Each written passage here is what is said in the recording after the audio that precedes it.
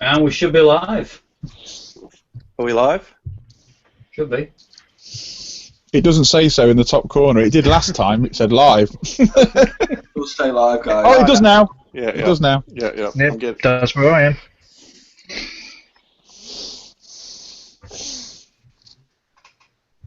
We are live.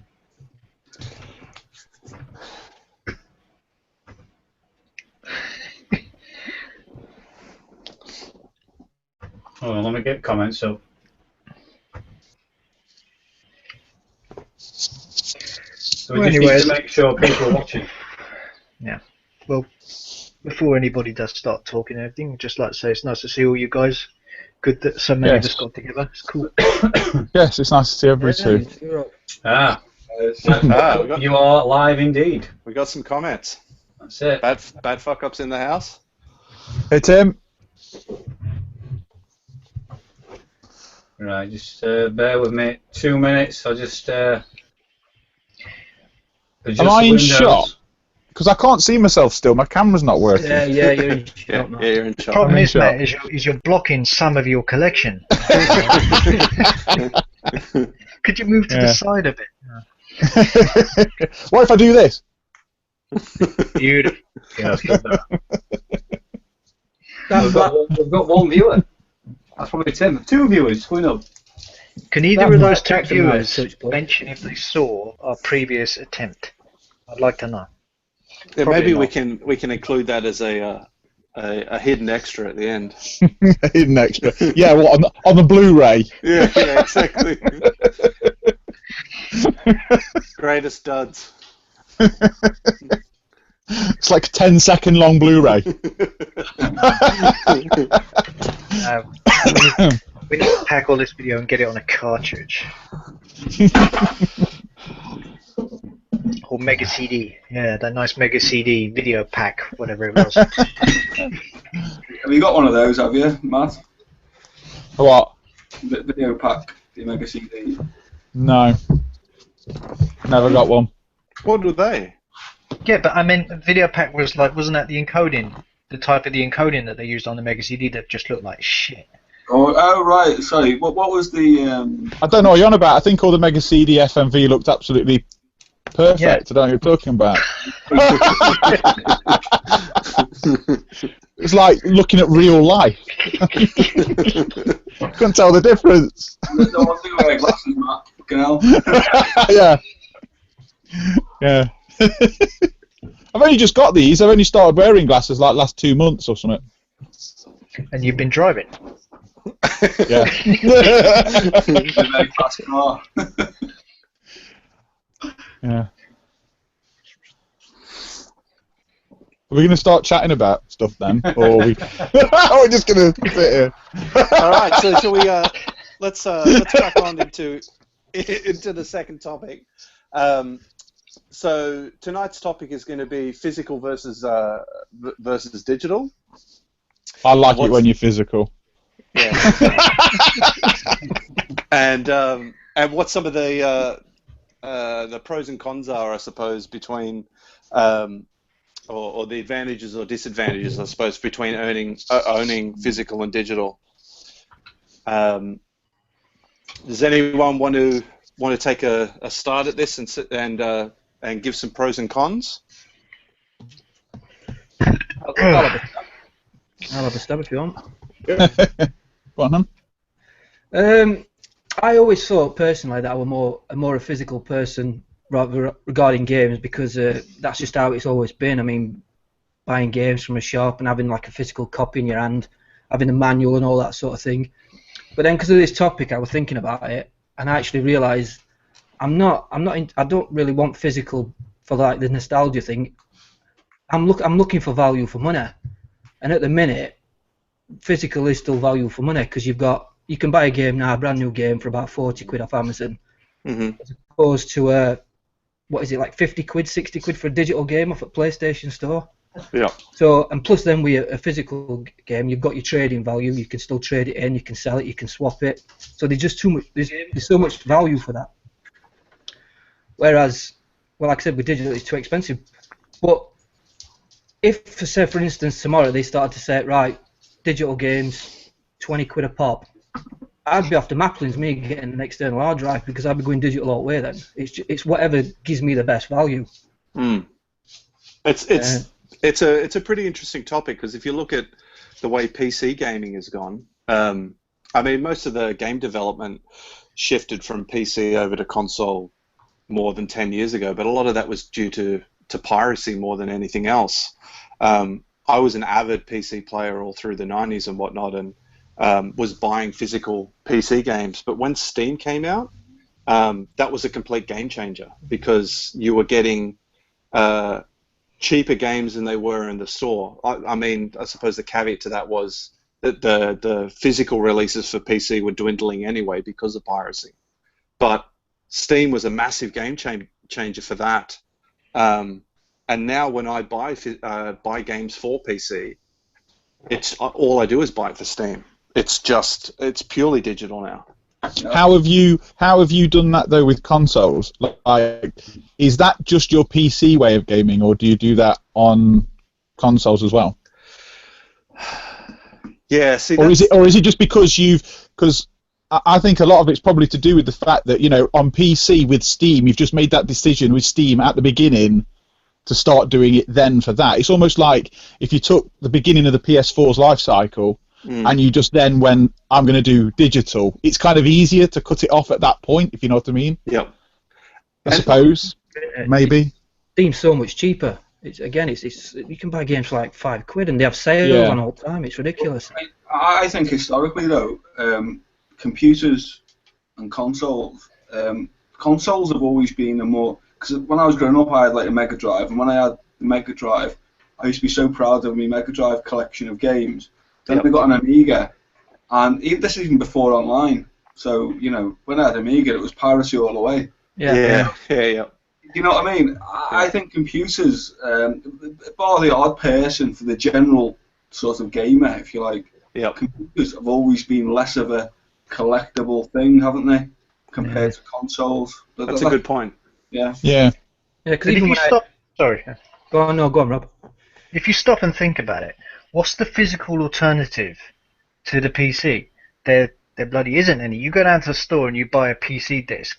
What's inside it? It's either an installer for Steam or just a bloody code for Steam. Yeah. That's all you're buying is a way into the Steam version. That's all there is these days. So yeah, I think the physical side of the PC gaming it's kind of there in name only, you know. I mean, I suppose from a pricing point of view, one of the big reasons why Steam became a hell of a lot cheaper, the piracy was what drove that to begin with. It was the fact that, and then it just got to a point where it was more convenient just to spend £5 or £10 to buy a game than it was to download, a game off a torrent site or something and muck around with cracked files and run the risk of infecting your PC and whatnot. Versus the fact that I can spend £5 or £10 or wait for the big Steam sale and spend £20 or £30 and get 20 games or something like that. The interesting thing, I mean, I suppose I didn't really explain what the backstory and how this conversation came together for anyone watching, but it kind of started with the group of us were all talking about physical versus digital, and Matt and me were kind of throwing stuff back and forth. Now, obviously, Matt's a massive games collector, whether and me coming from I suppose an infrastructure background because of what I do for work, I was kind of privy to some of the conversations that were happening when Microsoft were trying to get the Xbox One digital stuff off the ground when they ended up making that big muck-up with E3. And their goal at the time was to have something to compete with Steam, so that you would have, the Steam-like purchasing and that sort of stuff. But the caveat around that was, well, they were frightened that if they didn't have DRM and those sort of locks in place, that people would just be able to pirate the hell out of the games. But I suppose the flip side to that, though, is the console business is heavily locked with brick and mortar. It's those brick and mortar stores. That's what drives a lot of the sales, especially in the US. because broadband is so fickle in the US. You've got lots of regions in the US that are barely on stuff, above dial-up. They're not privy to having 100 megabit connections. So most of the sales from console gaming is coming from people going into stores and buying games. So if Microsoft or Sony were to go and say, all right, we're going to start charging 15 quid for a digital game and 30 or 40 quid for a physical game, it's going to put the brick and mortar stuff out of business, and they're the guys that are actually driving that. Yeah, So, that's I mean, the thing is, yeah. it's going to happen at some point down the line. Yeah. I mean, Yeah. whether it's 2, 3, 50 years down the line, at some point it seems almost inevitable that we're going to end up with digital media as the way of getting video games to you. Even to the point at which console hardware is obviously, once the infrastructure's there, Yep. like on live and stuff like that, where they basically had, the hardware is actually at the other end, and then you end up streaming the stuff to you and you pay for a service. I mean, Yep. that kind of sounds logical, but from my point of view, obviously, I can see both sides of the argument. When you said earlier on that I'm a collector, I know it's weird. I've got a load of games behind me, but I don't consider myself to be a collector because I don't collect the games. I don't buy them to collect them. Yeah. I just don't get rid of them once I've played them. So I've It's just got a lot of games. Do you know what I mean? Almost like you're So- getting your own archive. Yeah, and don't get me wrong. Library, library, isn't it? But the reason I say that is because personally, I like to feel whether or not, because there's been a big debate about whether or not, even if you buy a game, you own the game. People are on about, you're just buying the rights to play it. I think the big difference is that I like to feel, and this is probably just the old man in me talking now, I like to feel that I can play that game whenever I want to. I think I was watching one of Ben, Shemuzo. I don't know if you've watched Shemuzo, Ben Shemuzo's channel. He was talking about, the other day, he was talking in one of his videos about the original Xbox, is that generation, PlayStation 2, GameCube, original Xbox, is the last kind of console generation you'd be able to kind of collect for when you know that all the data is on the disc. And you're not, it's like these days, it really kind of bothers me that, say, for example, I know that the Evil Within that came out on the PS1, it ran at like 10 frames a second without the patch. So if you get an Xbox, with no updates on it, and you play that in 20 years' time, like we're playing our Mega Drives now, you're gonna play it at 10 frames a second. If somebody's turned that server off, I just don't like the idea personally of other people having control of my room. See, this room, it's like this room being somewhere else, and that's kind of, for me, why I find it hard to do it with games. I've done it with music, like I stream everything off Spotify now, but if, say, something came out by a band I really liked, I'd still buy the album.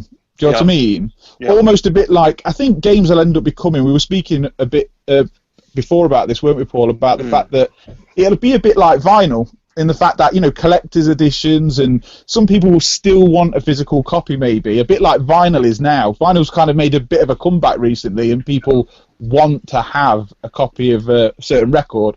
But it's obviously not the norm anymore. Like the movie industry, a lot of people don't buy DVDs and Blu-rays now. They just wait for it to come on a streaming service. Yep. But if you really like the movie, that's right, or you want you still buy it. I'd still buy a Blu-ray of a film that I really like. Exactly, yeah. That's actually a really good example, Steve. Something I was thinking about the other day in terms of this shift now between moving from physical movies now to streaming. We're now kind of losing functionality that the DVD and the Blu-ray formats brought, like all the hidden extras and behind-the-scenes stuff. That was the reason to collect DVDs initially, from moving from VHS, because it came with all this extra functionality. And then now that we move into the streaming age, well, that stuff goes away with it.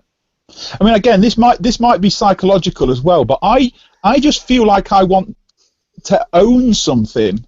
Yeah. When it's digital, I just don't feel like I've probably spent hundreds of pounds on digital games, but I've got no idea what I've bought.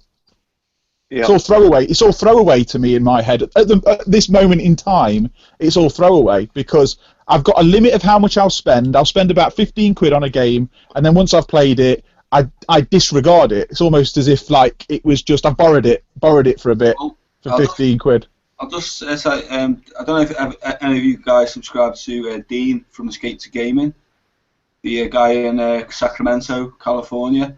He's got a good channel, but he's an older guy, maybe about 10 years older than us. But he was looking at his games. He had an issue with all of his Xbox 360 purchases, and apparently he couldn't play them until he had to mess around the settings so he could play them again. So he did a video on how he could do that, because apparently something lapsed, some kind of license lapsed. So all the purchases he'd made, he couldn't play them without fiddling about in the background. Well, that's interesting because I'm sure that's going to happen at some point when somebody turns something off or something you can't download something which won't allow you to then play it. But one good example is that one of my favourite games, which is Outrun 2 on the Xbox 360, the arcade version, the one you could download. They've just turned that off. You can't have that anymore. Somebody's just flicked the switch, and I think it's a licensing issue. But I hate the fact that somebody's just gone, nah, you can't have that now. But in the future, though, aren't they going to expect us to be playing old games like PlayStation now? They're just going to put it on a service where you can just stream it. They're not going to expect you to go out and buy an old console and old games. They're just going to want to stream it, which is going to have all the patches and everything on it. So it is going to be. That's just how it's going to go. Yeah. Well, hopefully. I mean, that's the thing. That's in somebody else's hands in my books. Totally. And I think that's what it is. Now, when I've got my copy of Soviet Strike, then this is mine, and I can put it in whenever I want. And I think for me, it's just me probably getting a bit older. I can obviously see the massive advantages of having digital content. Being able to patch stuff and being able to add content to games as well is good, but obviously it can be abused also at the same time. So it does get abused, doesn't it? Because it does get abused, by the publishers.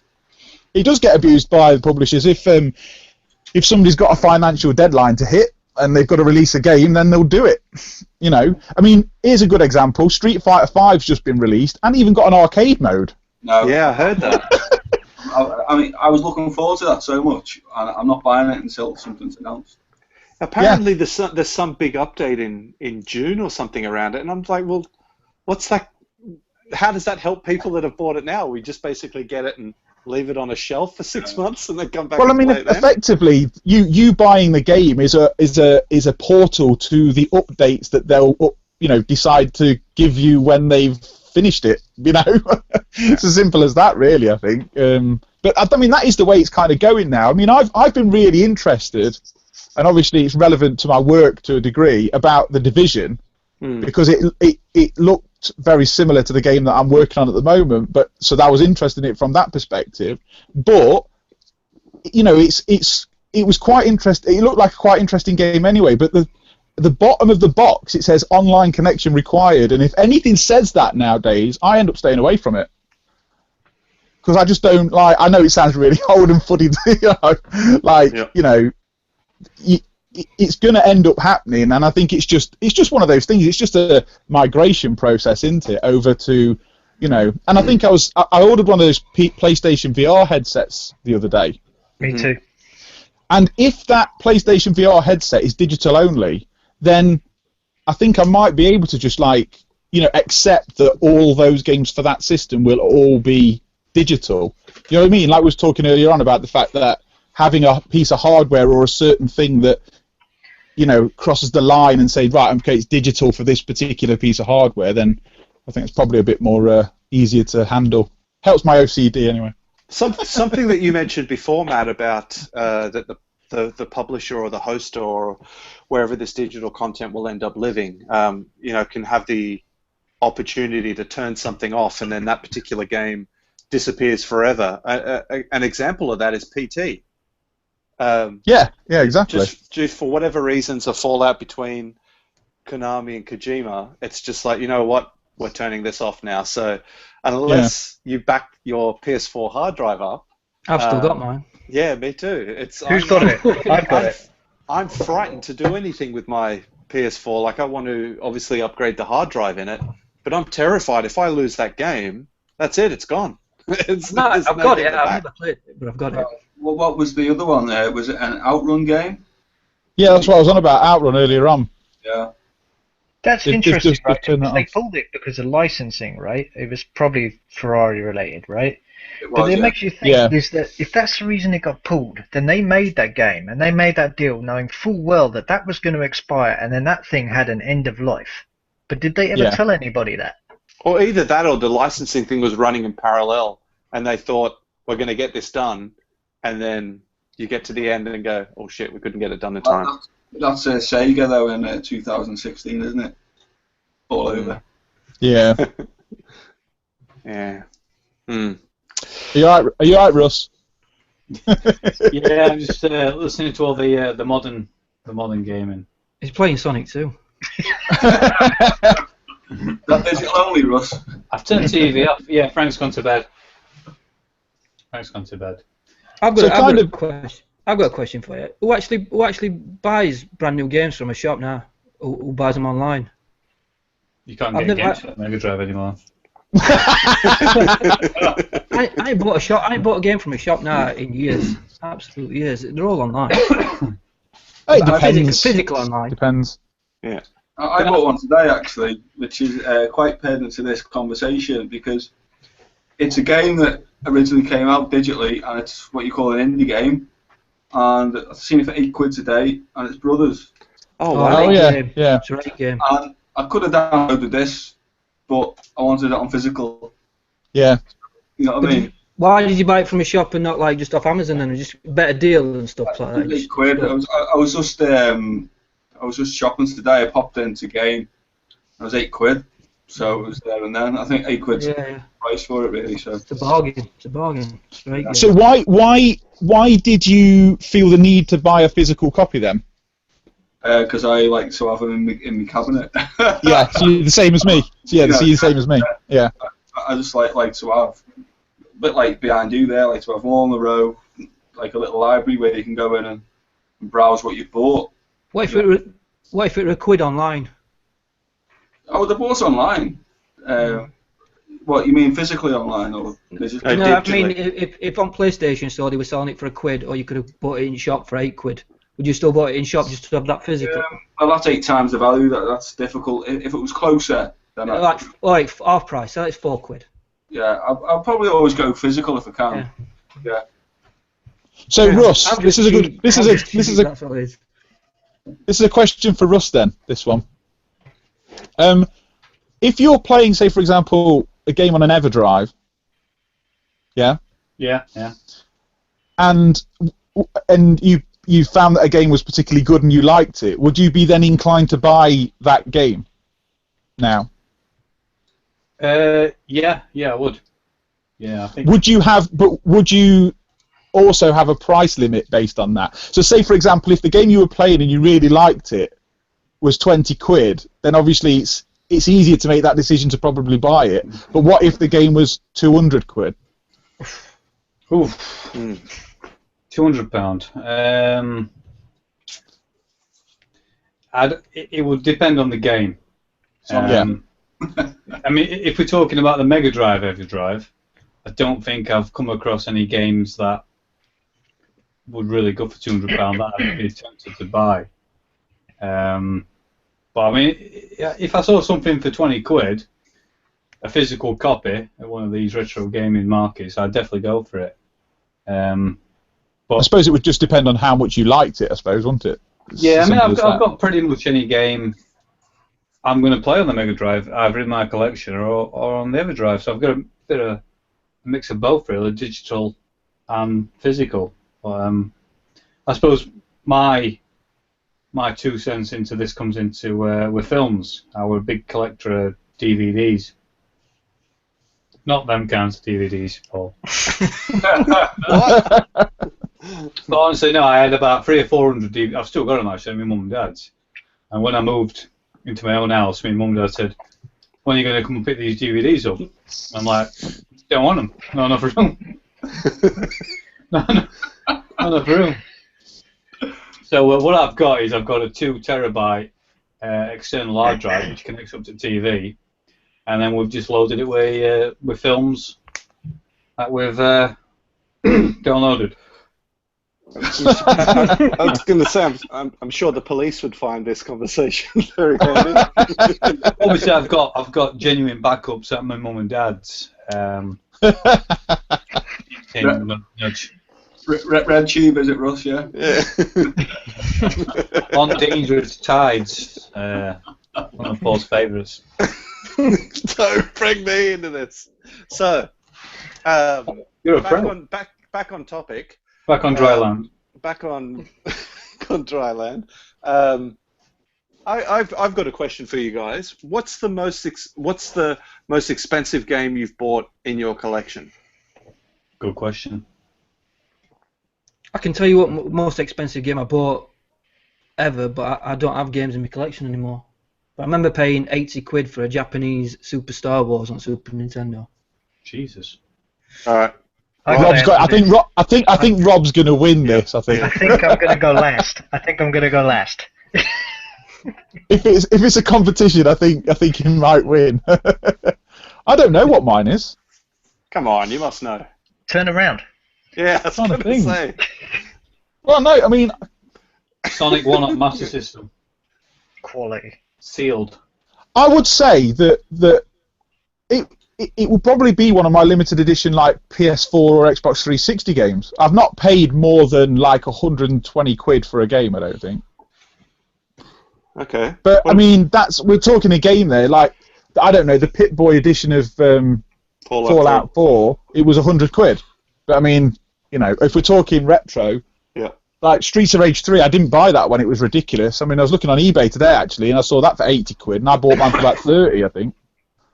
You know, so I've got one.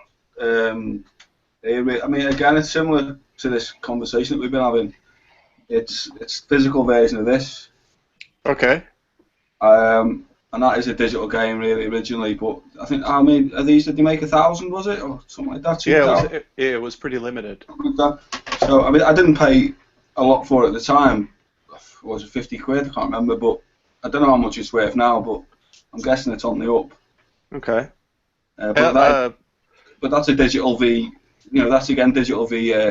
But and I wanted to buy that, and I thought I'll try and get one. I managed to get one. So. One of our viewers has said, Mr. LFC Gamer has said that he paid 80 quid for a PAL copy of Symphony of the Night. That's actually not too bad, is it? I was thinking that. Didn't we see that at one of the retro stores? Well, there's two versions, isn't there? There's the double box version, and then there's the one with the regular kind of PlayStation. Yeah, I've got the single version. Do you know what? Do you know what? I bought that double box collector's thing with the art box and the music CD when it came out. It was like 30 quid. Oh, wow. I still have it. It's in immaculate condition. That's awesome. So there's an example, because it's funny you mentioned Symphony of the Night, actually, because they've just made it kind of backwards compatible on the Xbox One, and I've been playing it today. Yeah. That's a game that I would love to actually own a physical copy of. Very expensive, It's though. an amazing game. It's a bloody amazing game. Yeah. And I'm gutted because a friend of mine gave me a copy a while back to sell for him on eBay, and I ended up selling it for him for like 50 quid. We're talking about 5 years ago, and I wish I'd have kept it myself. Yeah, you don't want to get into that conversation because it just becomes too painful. I know. Yeah. What stuff you wish you'd have kept? Yeah. The single version. Now, I think that's actually harder to find than the double sort of CD version. I don't think I've seen it. Yeah, it's just in a standard case and that, but I don't know whether they only released it for a certain period of time or not. But I mean, it's a great game anyway, you know. Oh, it's absolutely fantastic game, Symphony of the Night is. But obviously, whether something's worth something is just based on somebody's value, like whether they value it to be that price, isn't it? Yeah, I mean. What about Russ didn't answer the question though. Can we hear what Russ has to say? Yeah, that was my next thing. I'm still looking. Sorry, Paul. I think it was Cotton Boomerang on the Japanese Sega Saturn, which I don't own anymore, but I think that were about £180. Wow. Jesus. That's a lot of money. I bought it, played it. Matt came round, realised I didn't like it, sold it. Did you get your money Yeah, back? I remember us having that I got my discussion. money Yeah. back. Yeah, I got my money back. I mean, fantastic looking game, but I just didn't get along with it. Second dearest game is probably another Japanese shooter. Probably Batsugun or probably about 50, 60 quid. Then going back to the Mega Drive era, it was it would have been Virtual Racing, which was £70. Yeah. Wow. What is the most expensive game on the Mega Drive if you wanted to get one now? Just like UK PAL. 5 seconds, guys. Well, that's kind of a bit of a debate, isn't it? Because like the PAL version, there's meant to be. I've never seen one, but there's meant to be a PAL version of Lakers versus Celtics. I think that's the right one. It's a basketball game. I've heard about this, yeah. And I've heard it goes for thousands, basically. So Really? 1,200 Yeah. quid. Yeah, I bet. Yeah, Yeah. someone had a video on it the other day, and apparently it goes about 1,200 quid. I had What? that. Why is it so expensive? Is it just a limited You're run? kidding me. No, there was two games. There was Lakers v Celtics, and there was another similar one, wasn't there? That was more mass produced. What was the other one, Matt? It's two different team names again, isn't it? yeah, like to be Bulls versus Blazers or something like that. I think I mean, I've got quite a few of them. I think I've got quite a lot of the basketball games, but obviously not that one. I mean, at one point I was going for a full Mega Drive set until I realised I didn't, half the games I was buying I didn't want, and so obviously I stopped. That's a pitfall of a full collection. You have to buy a bit of rubbish, don't you? Yeah, it was a question I asked. I think it might have been Jay or pretty sure it was either Jay or Tootie or something about spending all that money to get when they were going for their Sega Master System full collection and having to spend all that sort of money on like Smurfs and that sort of thing. Do you just almost hate yourself buying the thing? Yeah. Like, you spend all this money, put it on the shelf, and go, "What the hell have I done?" I think though anyone that collects anything, it's just something that's built into. Yeah. It's like OCD, isn't it? You're just like, I've got to collect them all. Yeah. It probably all its value as well. So. Oh, massively. Like that's the thing. Like it's only going to go up in price. Actually, the thing that I'm kind of concerned about is when the Console Wars movie comes out, which they're I think in pre-production or something of it now. Every Gen Y guy known to man is going to be wanting these retro consoles again. Console Wars movie? What's that? Yeah, they're turning the book into a film. So Seth Rogen and co are turning the book into a film. Oh. What was the book about then? What is this?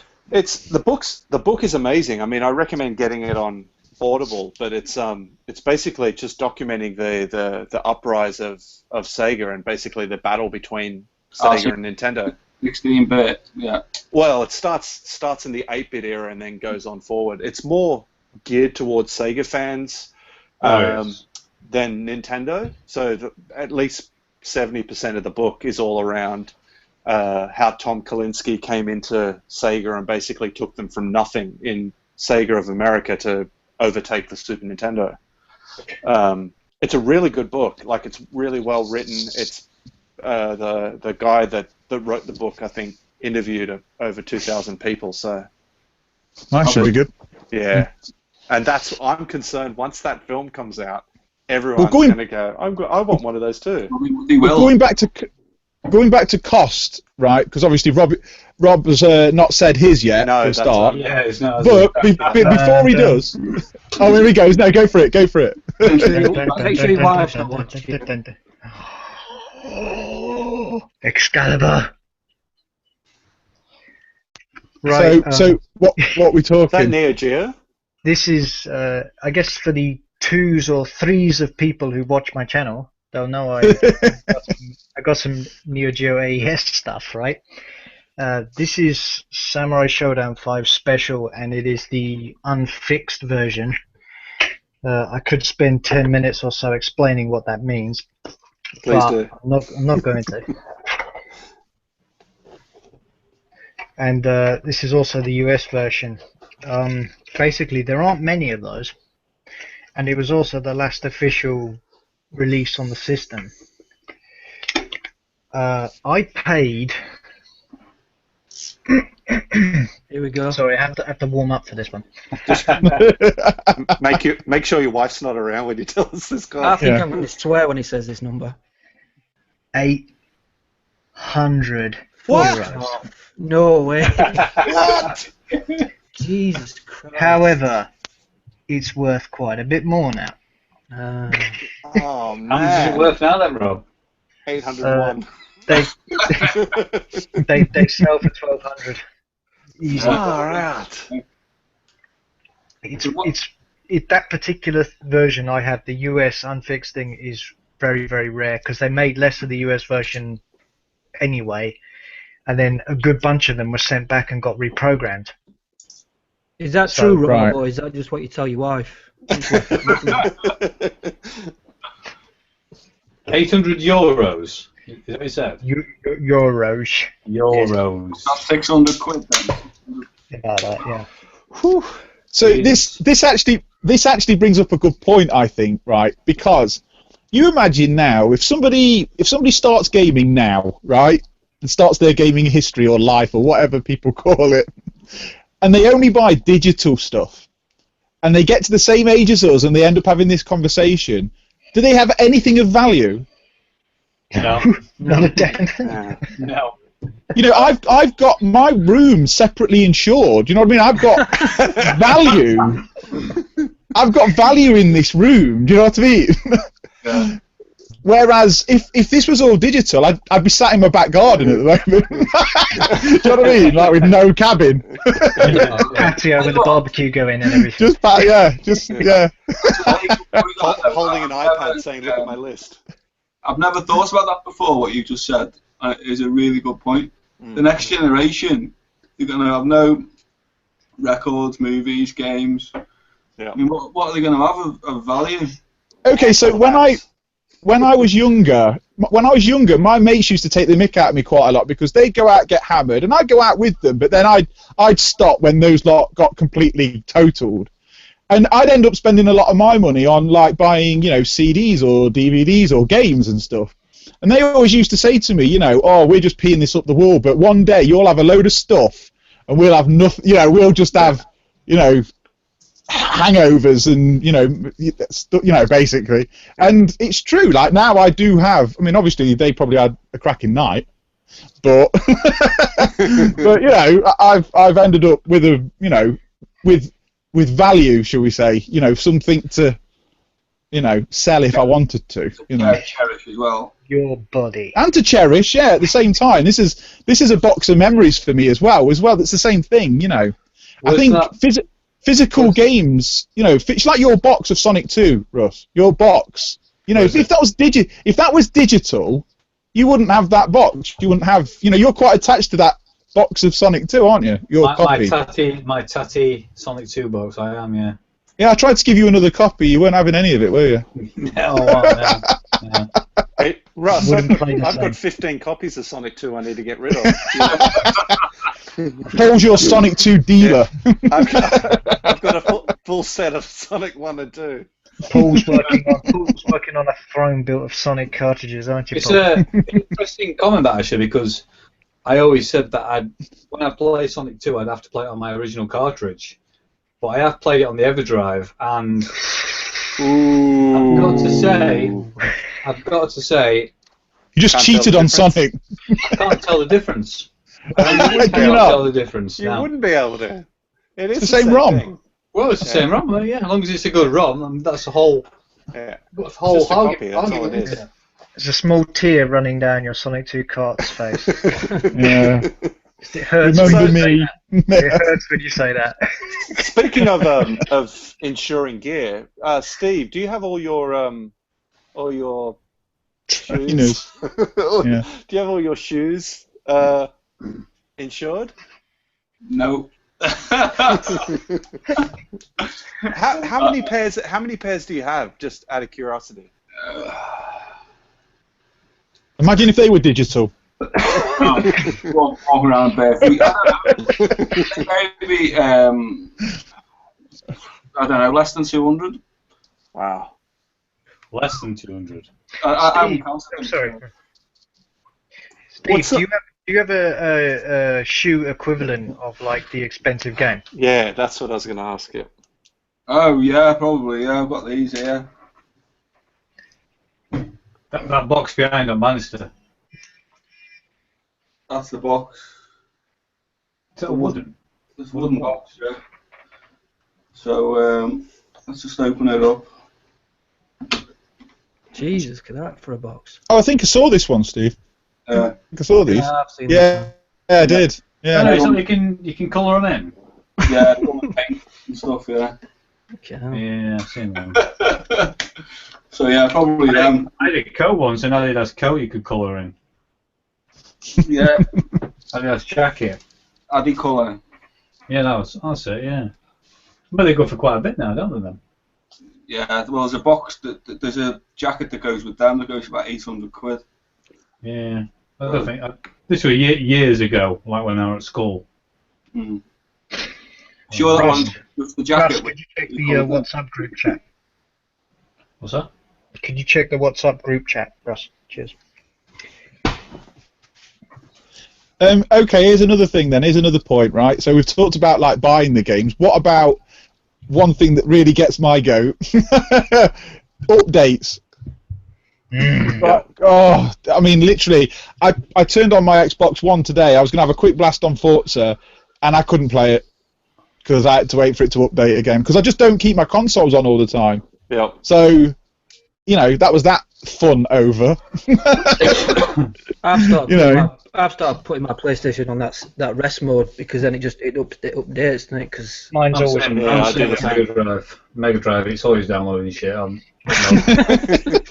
56k dial-up modem. Can we just have a quick look at comments because we've gathered quite a few actually. Yeah, absolutely. Let me have a look. How many thumbs down? I'm curious. 8? I don't measure thumbs down. Looks like Carl's been in and then we've ignored him and he's gone again. Oh. So Pete's joined us on a retro tip. Hey, Pete. How the devil are you, Pete? How the devil are you? And Carl's been in here as well. I don't know if he's still there, but I think he's gone now, Carl. I think we've pissed him off. He's saying, "Who the hell is the guy with the Neo Geo games?" Me? I'm just me, yeah, I'm not. That's Handsome Rob. That's Handsome Rob. That's Oh, not yeah? actually my channel name. If anybody's actually interested, Rockstar Runner 7. Nice plug. Like it. I wasn't going to, that's why I never said. No, by all means, plug away. So, I suppose maybe the next question is, when do you think physical? How long do you think physical? How long do you think physical? Have you got questions wrote down here, Paul? What? You got questions wrote down? I do. I've got No. this is all prepared. That is take it to dedication. another level. Any more outbursts like that, son, and I'm going to turn you off the call. Aren't I providing the stream from my laptop? Shit. Don't get technical, Russ. Sorry, yeah, so.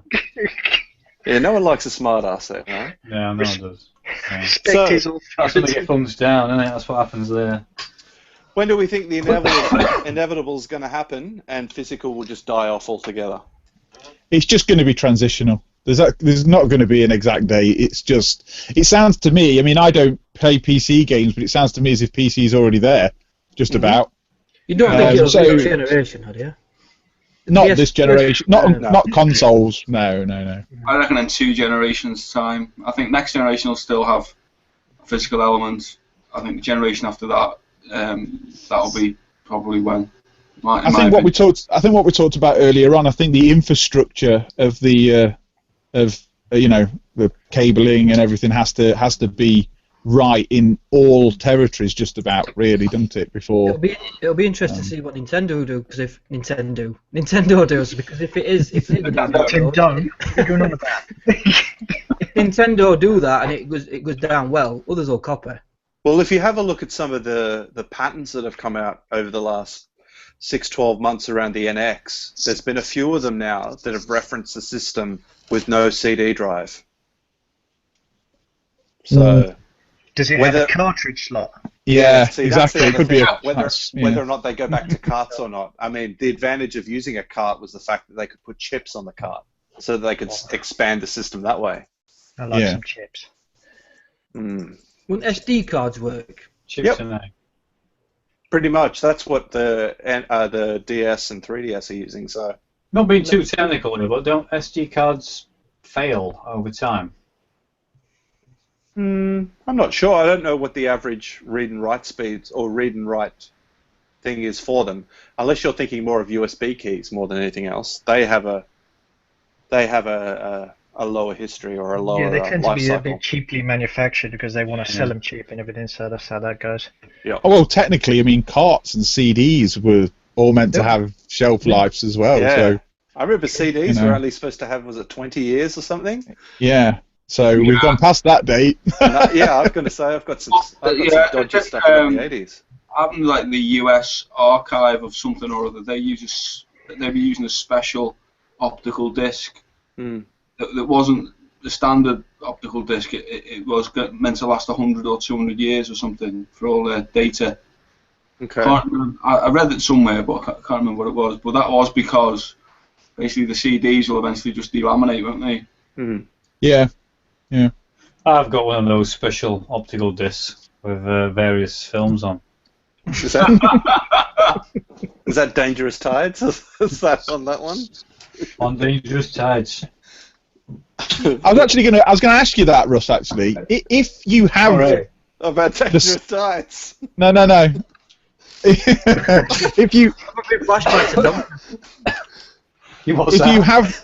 If you have that special drive with those things on them.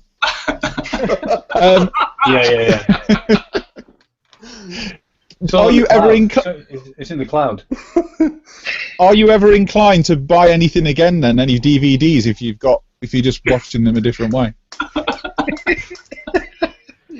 For me, I'm all about the streaming. Netflix is phenomenal. It really is. Netflix has changed the way I view TV. I mean, when I moved in here, right, we rung up for BT Infinity and got speaking to a chap, and he said, "Oh, make sure you get Netflix. You can watch Breaking Bad. You can watch Game of Thrones." I wouldn't dream of.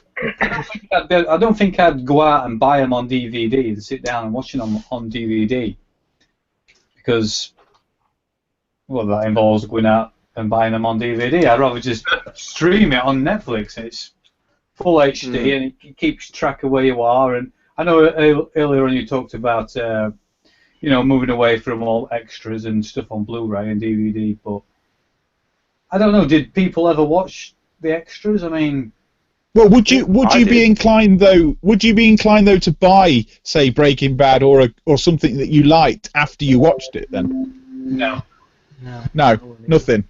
No, I have never ever bought a single Blu-ray in my life. I don't even own a Blu-ray player.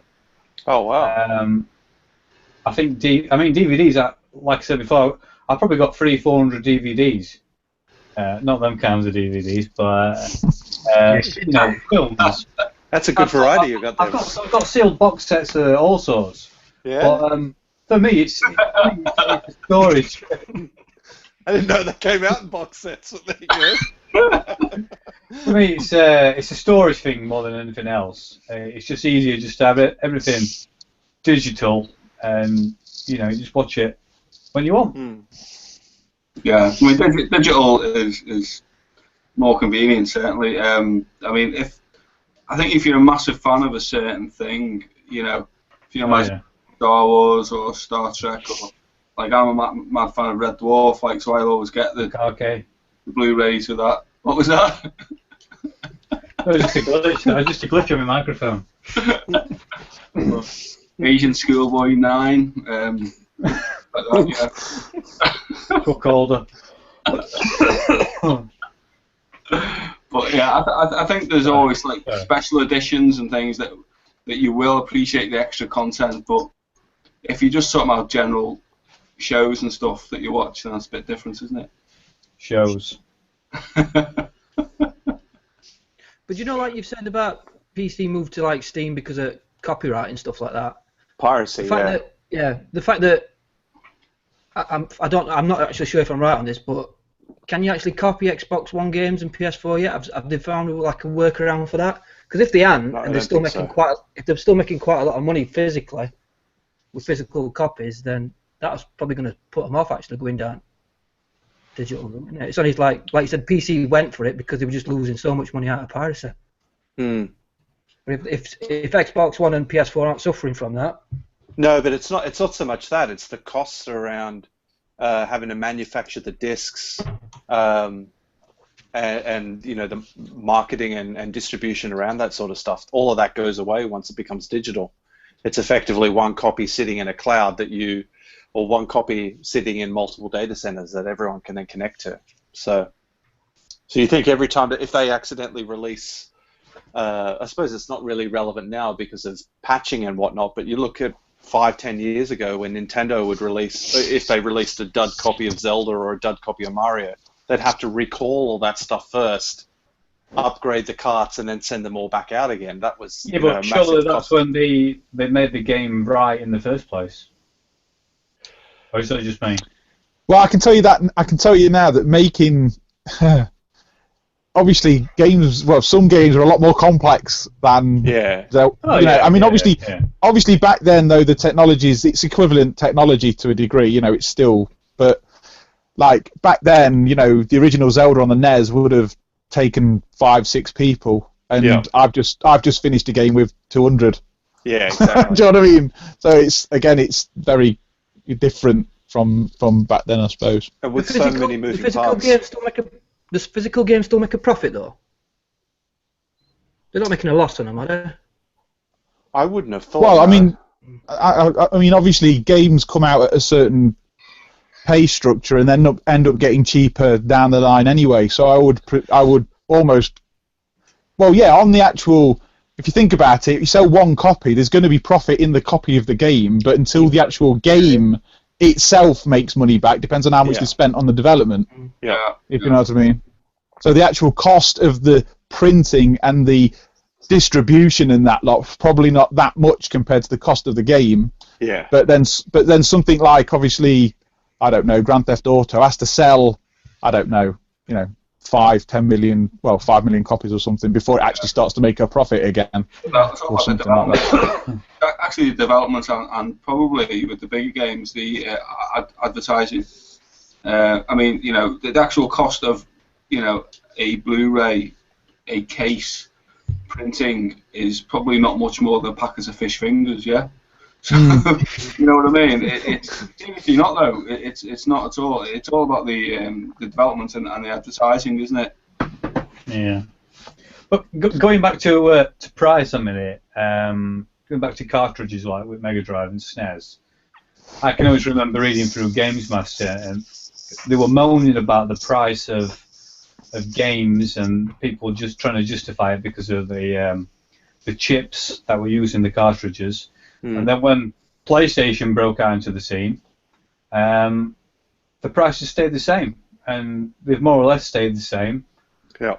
From that day, and people have always said, "Well, why have they stayed the same?" Because when you're printing on the CD, it's pens, isn't it? Yeah. But surely that because obviously they're buying millions of those at a time. So yeah.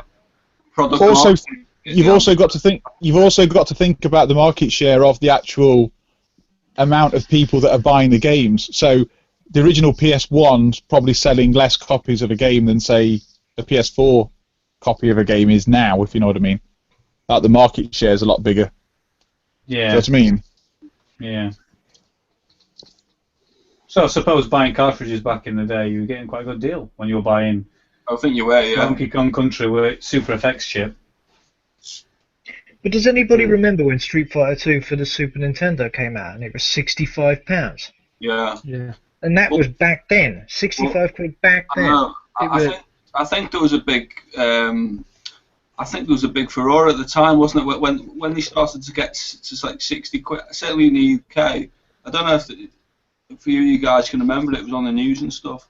There was a big sort of thing. It was almost like a campaign, and the government looked into it, or one of the regulators looked into the price of these games going up and up and up every year. And I think it did sort of go down a bit after that. I think it was Andy Crane who sorted that. Andy Crane, he stepped in. The ignorance.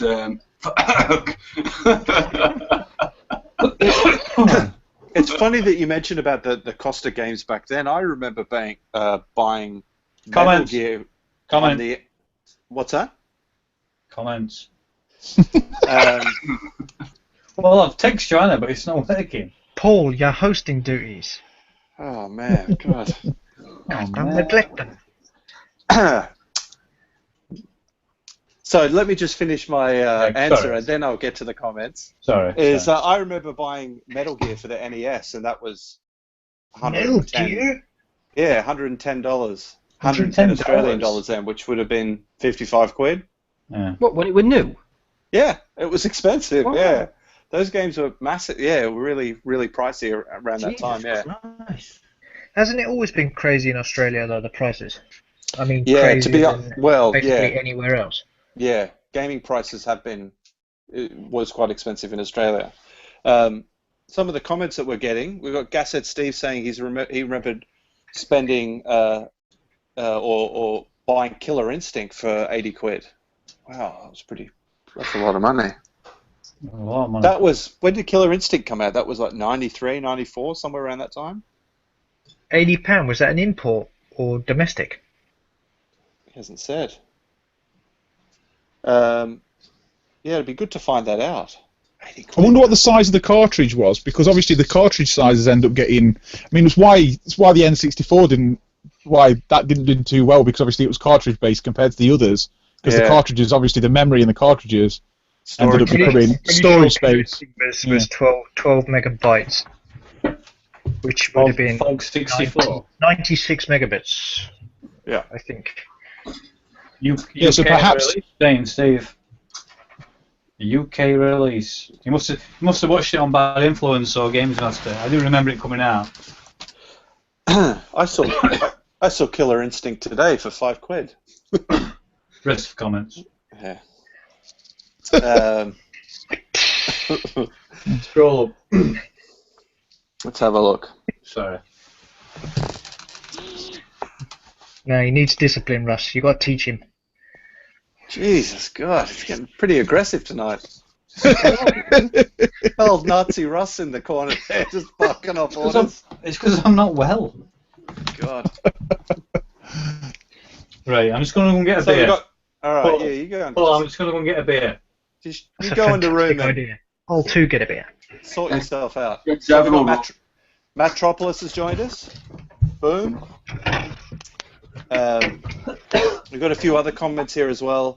We've got James76 saying games nowadays are vastly more complex.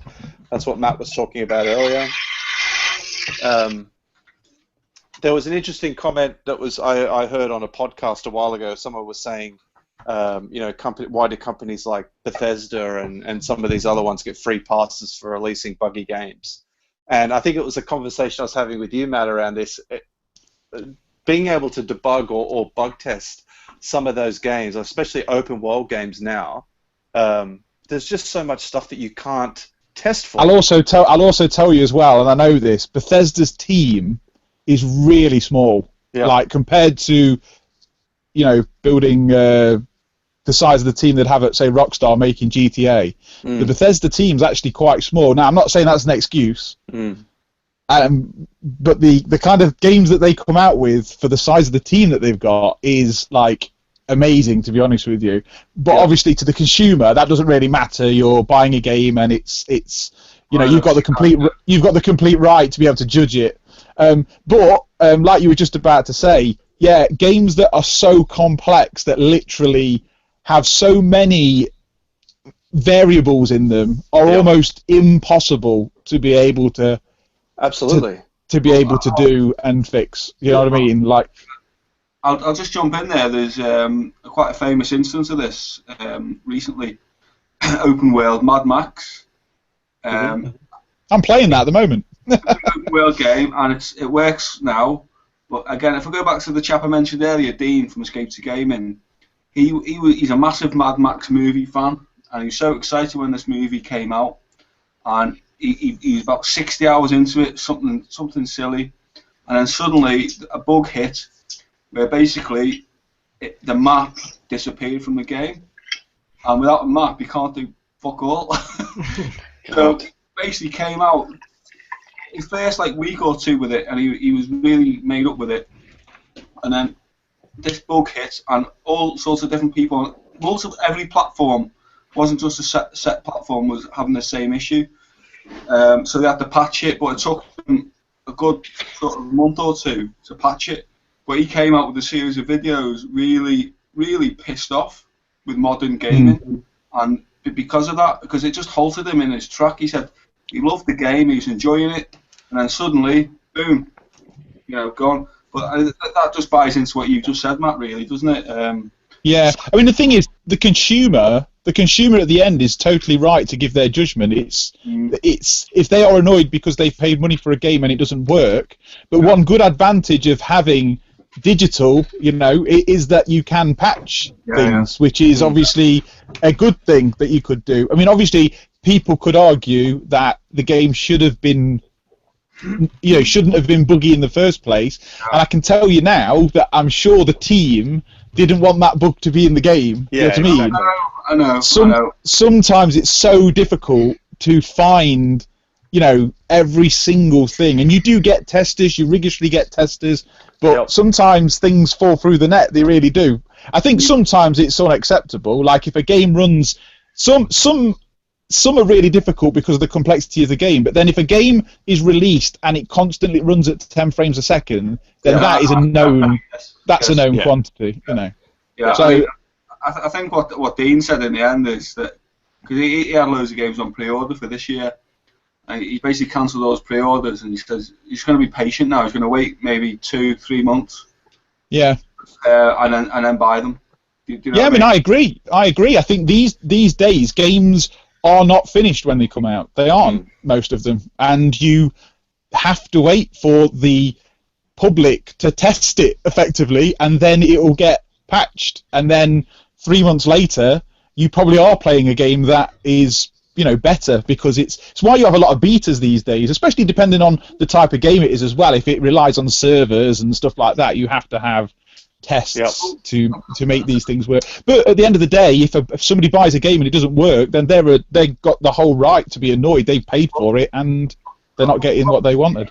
On the same point then, if we look back through time, can any of us think of a cartridge-based game before downloadable, fixes and things?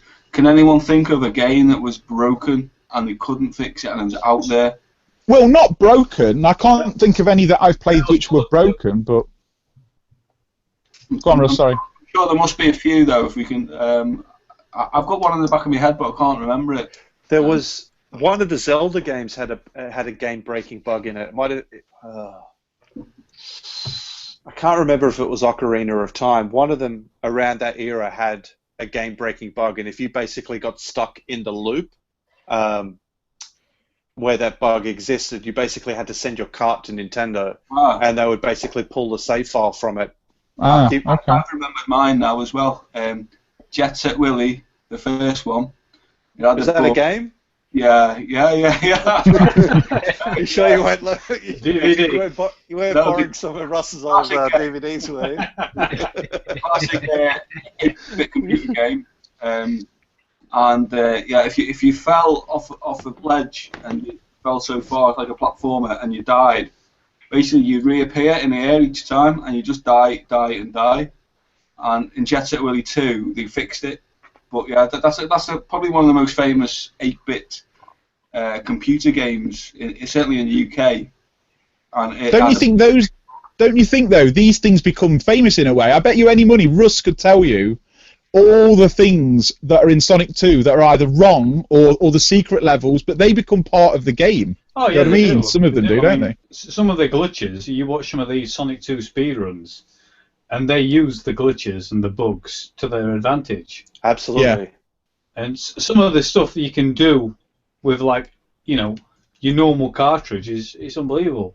And all you do is you're just making use of the glitches. But the game that springs into my mind is Metal Slug 2 for the Neo Geo and DS. It's shocking. It's absolutely shocking. It's Frame rate. Frame rate, slow down. It's playable, but They put out a patch for that quite recently. Somebody hacked a fix into it and improved it quite a lot. What the hell, Lee? Sorry, next door neighbour's dog's barking, so I picked him up because to calm him. I was going to start snapping. I thought you had a disembodied head for a minute. Dog. I've just got dog on lap, that's all. You got next door neighbour's dog? I've got next door neighbour's dog's barking. So I picked him up because he were about to go. He started barking and it. Your dog, not next My door dog. neighbour's dog. Yeah. I'm not going outside and took next door neighbour's dog. No. I thought That's what it sounded like. We rounded. Dog napped him. No, he's not. I'm sorry. Yeah, what was I saying? Yeah, somebody not so long ago actually released a patch for Metal Slug 2, which improves it quite a lot. So you can go hunt that thing down, and you can actually patch MVS cards by burning new ROMs or something. I haven't done it. I just heard it. So you can actually swap the chips out on the board in the cartridge. Yeah, you can burn a replacement program ROM, switch the ROM, and then it'll run a lot faster than the one they released. Yeah. So obviously it's pretty cool. After all those years, somebody could go in and do that. Yeah. Isn't it there as well? That's really cool. It's really cool. But it's like I said last time on the EverDrive conversation that on when an EverDrive like a ROM for Dino Dini's goal, they were bugging it. So Dino Dini actually went into game, wrote a little script so that it fixed the actual bugging game. That's pretty cool. Brilliant. It's brilliant. How good the bloke is Dino Dini, by the way. If anyone's on social media, Twitter in particular, really good bloke, interacting. He's got a YouTube channel as well, and he plays the guitar. Yeah. Well, his new game's going to come out on PS4, isn't it? Still plays guitar. Yeah. He's had a bit of a dispute actually. There's a fan group that's making a game called, I think, Kickoff World, and he's had a major falling out with them on Twitter because I can't remember the ins and outs of it, but yeah, he's not happy with them, and I think they're claiming things that he created that he never, vice versa and stuff like that. So. Well, he only created 1 and 2, didn't he? He didn't do 3. No, three was shit. But, Yeah. but really, 3 was 3 was on the Amiga. It was called Goal. This is Dino Dini's, third game in the Kickoff series. Was called Goal. And I think on the Mega Drive it was called Dino Dini's Soccer. Yeah, that's right. Yeah. But that's basically Goal on the Amiga. It's the same thing. But that was that Dino Soccer. One of the ports was coded by one of the companies I worked for. Boring fact. But the Kickoff 3 was absolutely shocking. That was by Anko, and he fell out with that company, and yeah, they released this crappy side-scrolling football game. Anyway, so we've got a few more comments coming in. King Arthur's joined us. Hey Tom. What's up, man? So we've got a comment for Russ from James76. Has Russ played Beat 'em and Eat 'em? What the hell is that? He's got that on DVD, isn't it? I was going to say, is that the sequel to Dangerous Tides? Dangerous Tides was a genuinely good film. It's on the Atari 2600, that game, by the way. That's why I've never played it. Is it one of those porn games I've heard about on that system? What? Come on, guys. Let's not bring it down to. I think it's secret to that, Russ. Bring me into this. Let's not bring it down. Yeah, comments, right. So we just got a few other things in here. Gashead's gone. We've basically bored the shit out of him and he's departed. Paul, while you're reading, just check your Facebook Messenger. Okay. Russ has sent you a private message where he's called you a. He keeps trying to send me pictures from his DVD collection. I keep clicking the ignore button. Right, I've got to go. Unfortunately, I've got to go. Meow. Oh man, that's a shame. I'm half an hour later than I said I was going to be. Anyway, I've got to get up. Awesome. Yeah, I've got to get up for the Formula One. It's the rules. Yeah, big Formula One fan. Matt, Yeah. DVR. And I've got to watch it live. Oh yeah, I know. What time is it on, Matt? Brumoff is at 5 a.m. Ooh. Right. Before you go, let me yeah. just grab a beer. Let me just grab a beer. Hey, I never said, like back to our original topic, which I don't know how long ago we left it, or did we ever? I'm not sure. But Anyway, I'm off, guys. I'll see you later. I'm off. Take it Bye easy, bye. Alright, Matt. Cheers, mate. Yeah. Cheers. Guys, But yeah, like I was saying, topic, I never said what I'm up to these days. Back when they were before the PlayStation 4 came out, Sony said that they were going to release every game digitally as well as on a disc, right? That's what they said. And I remember at that point I said, right, when I get a PS4, I'm going to get a big ass hard drive and I'm going to go completely digital. Because I've been, I have a PC as well and I've been using Steam a lot. And I was kind of thinking that I'd really like it that I wouldn't ever have to get up and change a disc or go hunt for a disc or anything.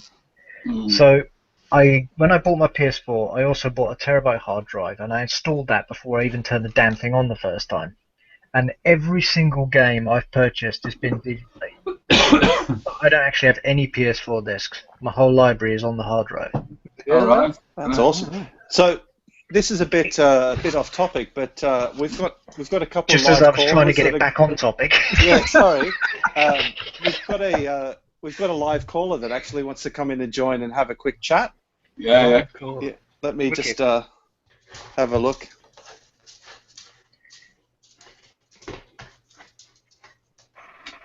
Just letting him in now. But I tell you what, having your whole library there on the drive that I can just Hello? say, Hi, who do we have there? Hey up, Paul, it's Pete Smith. Pete Smith. Pete Smith Driveways. My question, I've got two questions actually. Okay, go ahead. By the way, fantastic stream, lads. I'm loving it today. Absolutely fantastic. Fandabidosi. First question is for Matt from the Soul Funk Retro Show. it's too late, Pete. He's pissed off. Yeah, he's Done. Are you sure you've been watching the stream? but he'll watch it once. All it's, right. Well, I'll ask uploaded. him anyway. Cock. I just wanted to ask him because he makes games. He makes them, doesn't he? He makes them. I'm going to ask him which Tomb Raider was his favourite that he made. Okay, which Tomb Raider was his favourite? Definitely let him know that. Can you let him know that, Cock? Because that'll be grand. Absolutely. Right, and second question I've got is for the young retro gamer Addict. Okay. That chap with baseball cap on. Go on. Yep. I'm listening. Is it Lee? You're right, Lee. Am I I'm online? sorry. Am I live now? Am I talking to you? This is. Yep. We can hear you, Pete. We can hear you. Clear. Right. Lee, Hold on, basically, it's a bit embarrassing, but I want to know how much and where you get your face cream from. How much? The name of it, I can tell you the name of it. Have you got a pen and paper? I've got a pen. It's I'm called Oil of Jizzle. Oil of Jizzle. Jizzle with a J. Jizzle with a J. Can I get this from Bullets? Or is it Superdrug?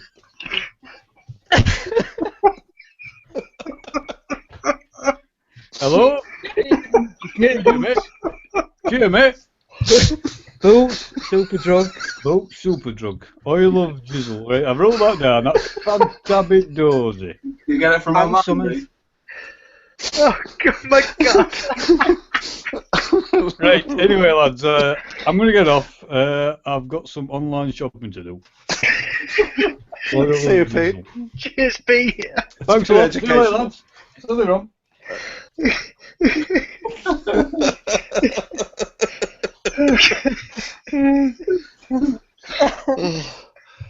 Oh.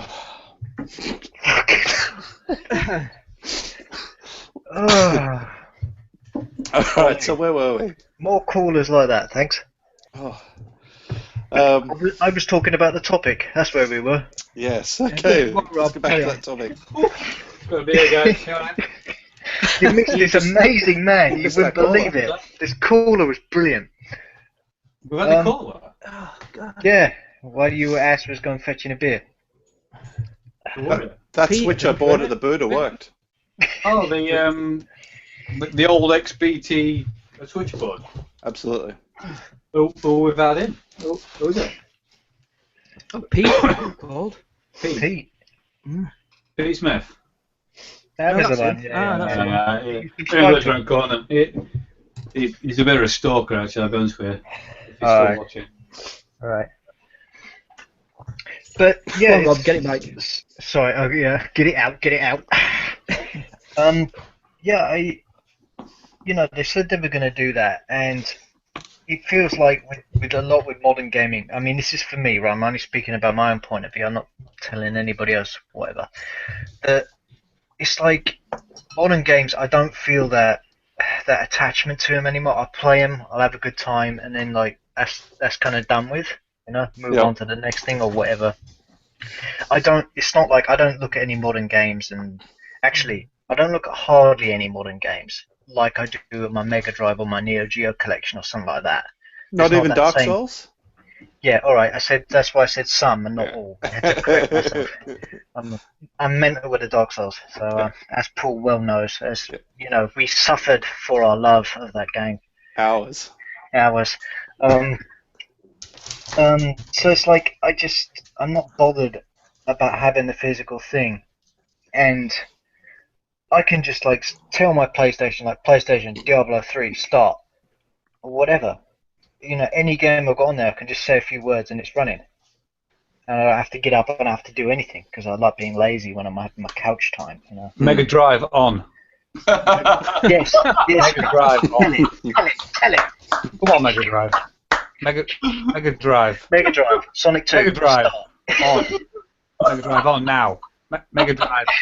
No, it's not working. Russ, do you have the microphone attachment plugged in? Oh god. I've not got the modem plugged in. You Do I need need a that 32 X? controller. Does your Two. Ross, does the Mega Drive support the BT switch? Maybe we could get Pete Smith to dial in and Mega tell it Drive to turn on. Oh god. You got to have the tower of power on the Mega Drive for it to turn Yeah, on. I do need to have the Tower of Power for speech recognition. But yeah, so I've gone fully digital with PS4, and I don't feel any regret to it. Yeah, sure, it's an expensive way to like have your games, but that's also made me stop buying everything. I only buy things that I really want now, and I don't have any discs taking up shelf space and shit that I'd rather have like a Mega Drive game in. To be honest. But do you know like with this digital, and like pre-owned's quite big in it. Pre-owned's a big market, and a lot of money's made by pre-owned. Is there a way of doing sort of, if you buy a game digitally, you can actually give it back and get a bit of money back? Not on PS4, not now. Yeah, No, not now, but I can definitely tell you that in the Microsoft camp, that's something that they're actually looking at. They've been exploring that for a while, and Steam are going to look at doing the same. Like Steam have got things like being able to cancel or get refunds now for certain games. So when they made that absolute arse up of Arkham Knight, for instance, on PC, that thing wasn't playable. So anyone who bought it via Steam could instantly get a refund, and that was, a big hit then back to the publisher. Yeah, but that thing was fucked. So, but I bet you say that about it. But do you think Microsoft and Sony actually want that to happen? I think they'd be probably quite happy with the. Well, at least the publishers would be quite happy if nobody could resell games. Yeah, because obviously I don't know though, because how many times have you bought a game and then you've got rid of it, you've traded it in, and you've actually gone and bought it back again because you think actually I want to play that again. So if it's digital, they're gonna get money off you twice, aren't they? Digitally. Well, If you get rid of it, they you will want it get back. that because a second-hand game, the publisher or the dev doesn't get any of that money. They only get it from the first sale. Yeah. So Who sells on their games? I mean, I know you guys talk about like having I the do. disc and getting the resale. Do you all resell? Once I've finished with a game, I either keep a couple. I like build it up so I've got a couple, and then I'll take them in and either sell them on Facebook or I'll trade them in towards another game that I want. I'm never gonna have this big library of PlayStation 4 games, but that's purely again because of cost. I can't afford to buy a new game after a new game. I have to sort of budget it and think I've finished these games. I very rarely go back to games once I've finished them. Fucking hell, though, with your shirts and pillows and stuff, you're not going to have that problem for very long. Guys, Free plug for you, that's some great shit. Shall we ask our watchers if they've got any questions for us or anything like that? absolutely. Yeah, Does anyone else out there sell on their games, or do they hoard them like Me. the rest of us? Because I've sold... At one time, I had to sell 2 of my Neo Geo games to get a fucking tooth taken out, right? Privately. What? Yeah, I sold 2 games to get a fucking tooth operation. You can imagine how great I felt about all that, you know. Bit of Great bit of deal. string in the door. Yeah, I was going to say string in the door. Lee's been doing it for years. I have. It was a wisdom tooth and it was some fucked up shit. It took them 70 minutes to take out 1 tooth. Is there no NHS in Finland, Rob? Well, yeah, but the thing is that it was bad and I wanted it done, not waiting 6 months because it fucking hurt. How much we talking? If you don't mind me asking. It cost me about €480 for a tooth. I would have tried to take it out myself. I would have. I could explain to you what actually was going on with this thing, and then you might change your mind about that. But Couldn't you have tied it in with a trip to a retro market over here, and then you could have come here, done a retro market, and then nipped to one of our dentists? And it Gone to I thought you were going to say, having go to retro market, call somebody a Jesus. That would have worked.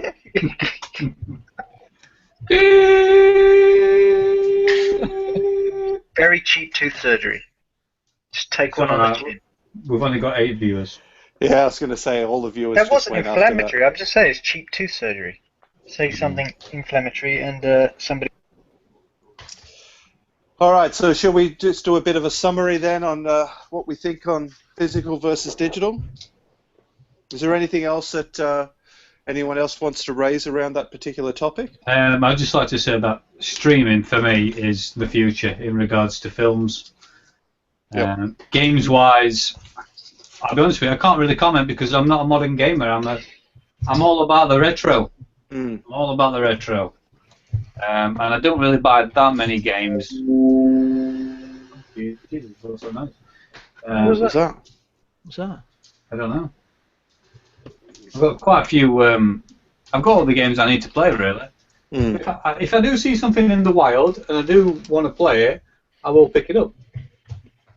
It's worth the right price. Well, suppose, Russ, with the EverDrive, that is your digital retro, isn't it? So. True. Yeah. Yeah. EverDrive it can be seen as a digital source, I suppose. And most modern games as well are pretty bare-boned. I mean, they don't even come with manuals anymore, so No. it's pretty much just a disc in a DVD case.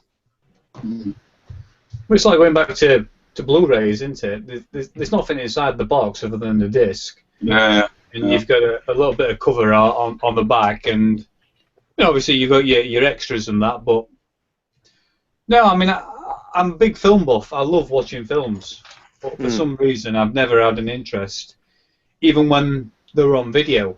I've never had a real interest in collecting films. I'd rather just watch them. Do you buy films to watch, or do you buy films you've watched it and you like it, so you buy it again?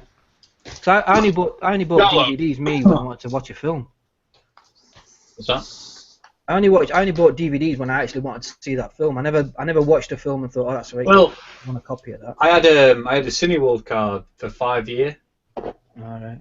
and every week religiously, I used to drag girlfriend to cinema, and we used to do as Orange Wednesdays 2-for-1 job. And I think one year I rung them up once. I got a list. They sent me a list, and I watched like 47 films, something like that.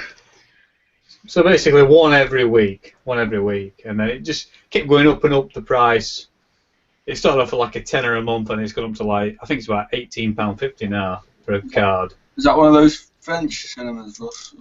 No, that's UK Cinema Steve. It's Russ, you know you said you your had, interest. sorry, Russ, you said you had a lot of DVDs. Did you actually sell them all off, or did you just trash them, or what? No, they're still there. They're still at my mum and dad's. Oh right, they're still stored there. Okay. Yeah, they're still there. They didn't They keep give you asking some ultimatum to get rid of them. No, they just said, are you going to come and bring all these DVDs to your house? I went, I'm not bothered. I don't want them. The ones that I want to watch, I just downloaded and stuck them on hard drive. It's just saying to CX, Russ. You might get like 10 quid for those 400. What's that to say? Fantasy. Try this down. Fantasy. So we've got X.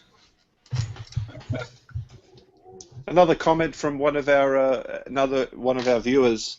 Do you ever buy a game to support that particular developer? Ooh, like buying an album to support a band, really. Yeah. Like going to the cinema and watching a film. Yeah, it is, yeah. Because game-wise, no. Film-wise, yes.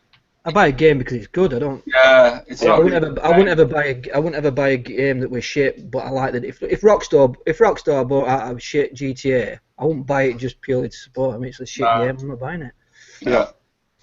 It's different to music, and it's certainly different to music, isn't it? Yeah, definitely. No, I read something recently. One of the guys from IGN was saying around who was to blame for companies like Ubisoft releasing crappy Assassin's Creed games every year. And he was saying, well, what is it the fault of the developer or is it the fault of the consumer because they go out and buy it every year? So if the game isn't very good, then stop buying it, because the only way to get them to stop annualizing some of these titles is to stop buying it. If it's rubbish. Assassin's Creed, and I mean, I can understand. Listen, I can understand sports games to a degree, because you do have updated rosters and they do tweak things. But that's just an evolutionary thing now. I mean, it was always the same with sports games. Like you had Sensible Soccer, 91, 92, 93. It's always been the same. But things like Assassin's Creed and Call of Duty, that is so oversaturated. It's ridiculous, isn't it? Really. But like you've said about football games or that, I mean, I play FIFA. The difference between the last FIFA and this FIFA is minute. But I think they could have done an update, couldn't they, for teams? Yeah. They could just bring an update out to update teams. Yeah, would that be a perfect candidate to go digital?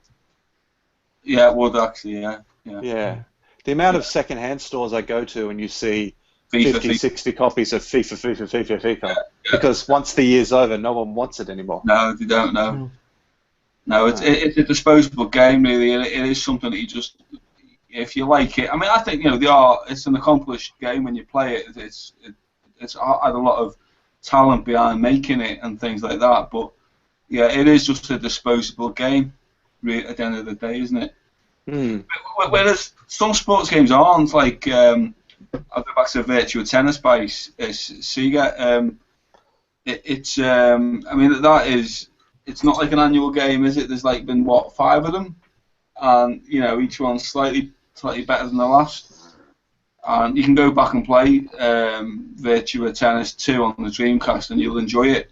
But you can't really go back and play FIFA 2007 because you just think, oh, it's shit compared to the new one. Unless it's PES, then you want to go back because that's when classic games of PES were on PS2. Yeah, well, that used to be decent, didn't it? But, yeah. Fell down the wayside, didn't it, about 4 years ago? So we've got Keith, the Fat Gamer, has joined us. Oh, he's just playing on he's playing on his NES. Yeah, he's saying personally he's loved every Assassin's Creed game and bought them all. Didn't like the first one. And saying hello to the group. I'm struggling with Syndicate. I'm really struggling with Syndicate. I heard Syndicate was probably the better of the lot. No, but I'm playing it and I'm like, I've done all this before. I'm like, I think I've got to my point where I can't play anymore. Has anybody played them all? They're not bad games. Some of these are very good, and this is the thing with me. Some of these are very good games, right? But they're not necessarily related to the last one, and they're just using the name and fudging something in there.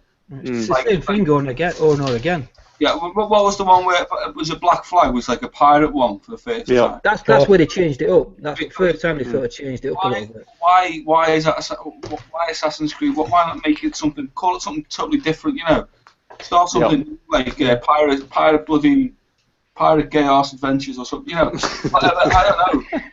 I really liked 4. I really liked 4. I played 1, 2, and thought I've had enough of this. And I played 4, and I thought this is just really fun. It's like a pirate simulator, but you know, I can be cool at the same time. Yeah. That could a perfect title to spin off into its own Dangerous Tides game, Russ. Oh, what an intersection! Oh, quality, Paul, quality. Oh man, Dangerous Tides. my eyes lit up as soon as you mentioned pirate ships. I was like.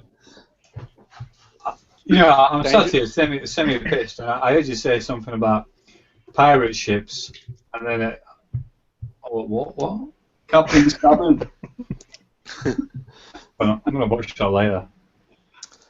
So Keith the Fat Gamer is saying, don't start me off about the NES. Ooh. Keith likes the NES. And the baggies. I love the NES. I love baggies, plushies. What's up, guys?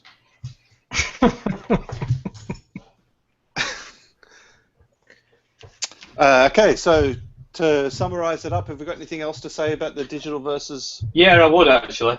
physical? The PS Vita you've got behind you, Paul. Yep. That was mine. Cool story, bro. You should tell it again at parties sometime. Is that where yours went? That is mine. That is my old PS Vita. There was too many buttons on it and freaked Russ No. out.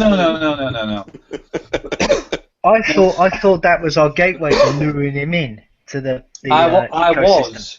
I was going to buy a few games. I'm going to download a few games and stick them on the Vita, but I realised that the only game I played on the Vita was Jurassic World, Lego Jurassic World, which I completed. And that were about it, really. I wasn't bothered after that, so I flogged it to Paul because... You're going to need it when you get your PS4, though. Yeah, that's what I was going to say. It's very true. When you get your PS4. I'll be honest with you, I'm waiting out for the PS 4.5. No, don't Funny start. you should say that. We're not talking about that. We'll be here all fucking night. PS 4.5, that's where I'm at. I'm going to stick some Vertigo goggles on. Vertigo reality, and just spew violently over the dog. Could you film that? Because I'd like to actually watch that happen. Dangerous Tides. reality. Vertigo reality.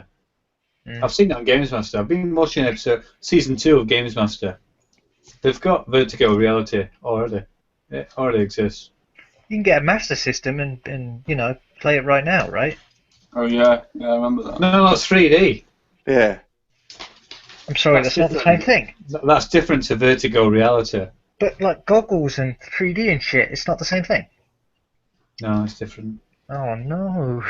Rob, step in I'm my going to have to office. cancel my pre-order. I've made a horrible mistake. Apparently, it comes with like a big like Spew bag. sub-process.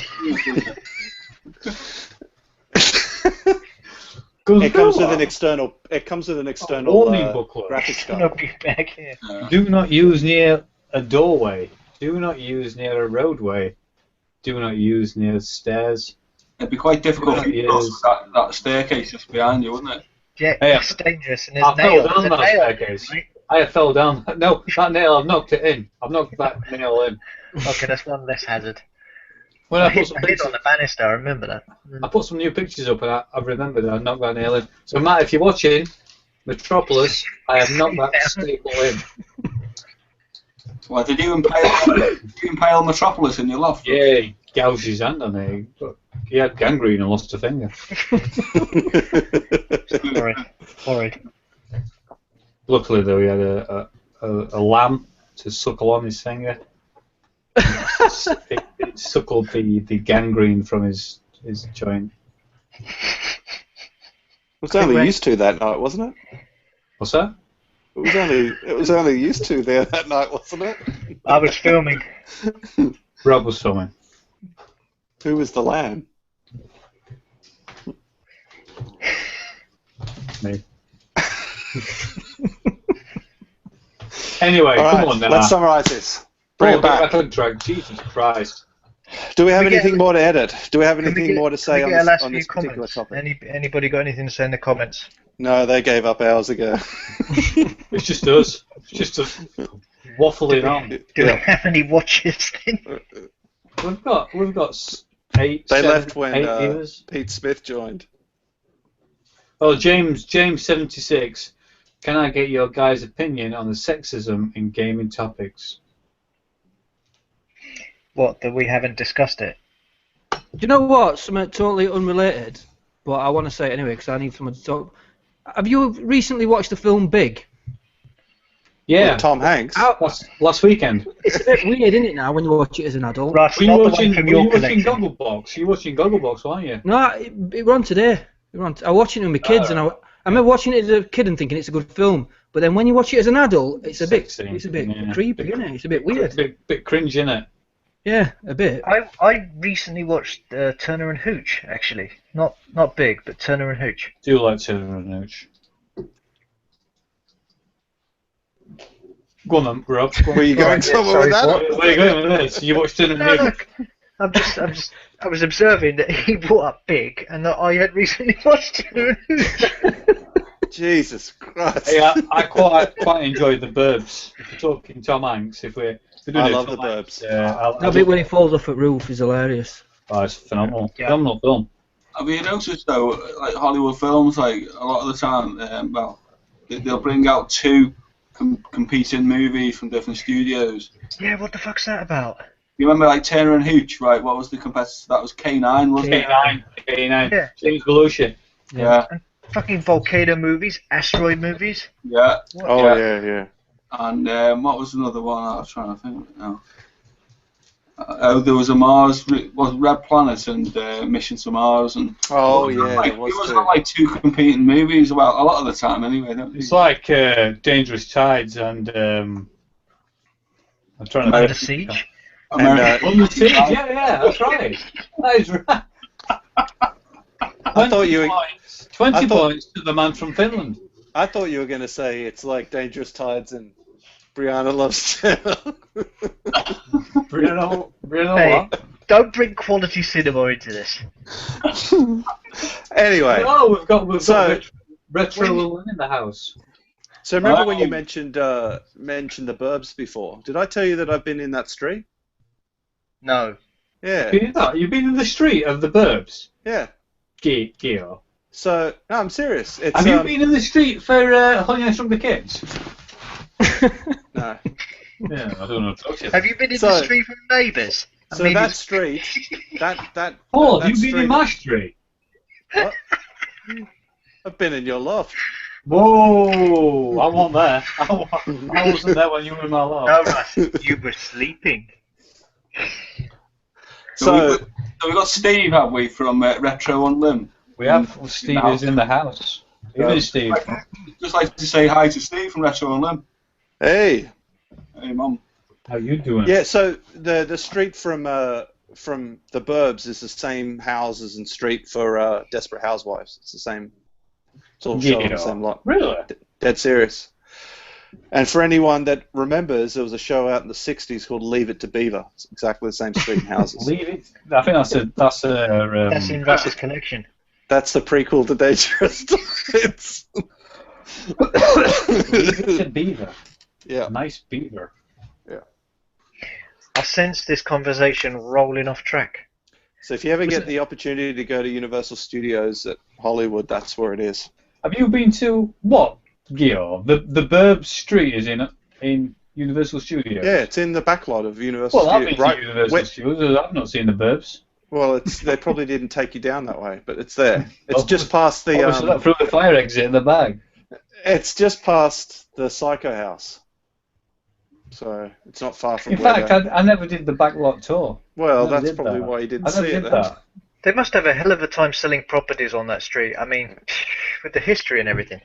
So it's not even a real street? No. Oh, damn. You know, What like about Brookside in Liverpool, isn't it? It's like that was a real street, and there's people that live in the houses in Brookside now. Do you live on Brookside, Steve? I used to, mate. Yeah. I murdered Harry Cross and fucked off.